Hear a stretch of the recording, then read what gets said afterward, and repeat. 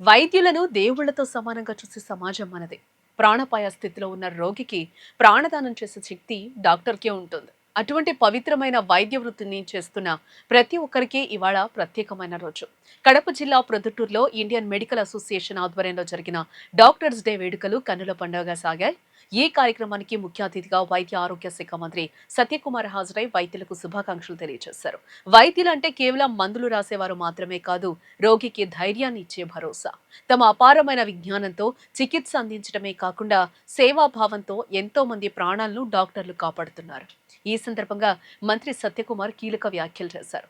ప్రభుత్వ రంగంలో పనిచేస్తున్న ప్రతి డాక్టర్ తమ ఉద్యోగ బాధ్యతలతో పాటు మానవతా దృక్పథాన్ని కూడా కలిగి ఉండాలని కోరారు.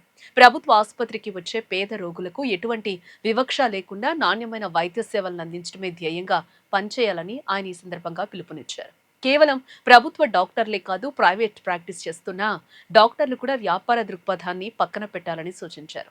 సమాజంలో మంచి డాక్టర్గా పేరు తెచ్చుకోవాలంటే రోగికి అన్యాయం జరగకుండా చూడాలని ఆయన స్పష్టం చేశారు.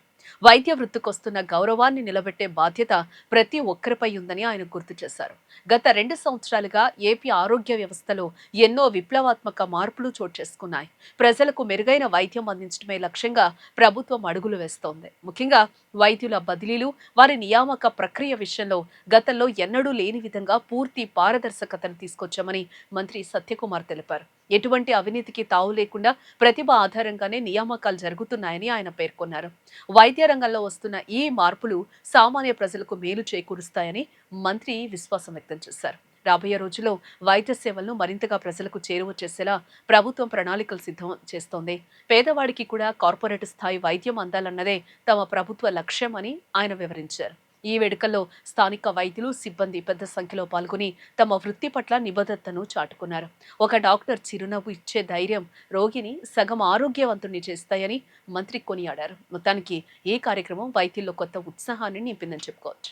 కేవలం ఉద్యోగ ధర్మం కాకుండా వృత్తికి కాస్త సేవాభావాన్ని, మానవతావాదాన్ని అద్ది ప్రజలకి, ముఖ్యంగా ప్రభుత్వ ఆసుపత్రులకు వస్తున్న పేదలకి నాణ్యమైన వైద్య సేవలు అందించాలని కోరుతున్నాను. అదేవిధంగా ప్రైవేట్ రంగంలో ఉంటున్న డాక్టర్లు కూడా ఈ వృత్తికి న్యాయం చేస్తూ వ్యాపారమయం కాకుండా ఒక మంచి డాక్టర్గా సేవలు అందించాల్సిందిగా కూడా నేను ఈ సందర్భంగా కోరుతున్నాను. ఆంధ్రప్రదేశ్లో గత 2 సంవత్సరాల్లో ఆరోగ్య వ్యవస్థలో విప్లవాత్మకమైన మార్పులు వచ్చాయి. అది మౌలిక సదుపాయాల కల్పన కావచ్చు, గ్రామీణ ప్రాంతాల్లో 1200 కోట్లతో ఈ ఆయుష్మాన్ ఆరోగ్య మందిర్ విలేజ్ హెల్త్ క్లినికల్ నిర్మాణం కావచ్చు.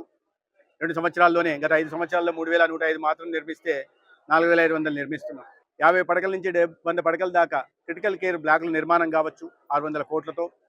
అదేవిధంగా IPHL ల్యాబులు, ఇవాళ మౌలిక సదుపాయాల కల్పన మీద దృష్టి పెడుతూ, అదేవిధంగా పెద్ద ఎత్తున ఉంటున్న ఖాళీలను కూడా పూరిస్తూ కింద స్థాయి నుంచి పై స్థాయి దాకా 12,000 ఉద్యోగాల కల్పన కూడా వైద్య విద్య రంగంలో గత 2 సంవత్సరాల్లో అందించడం జరిగింది.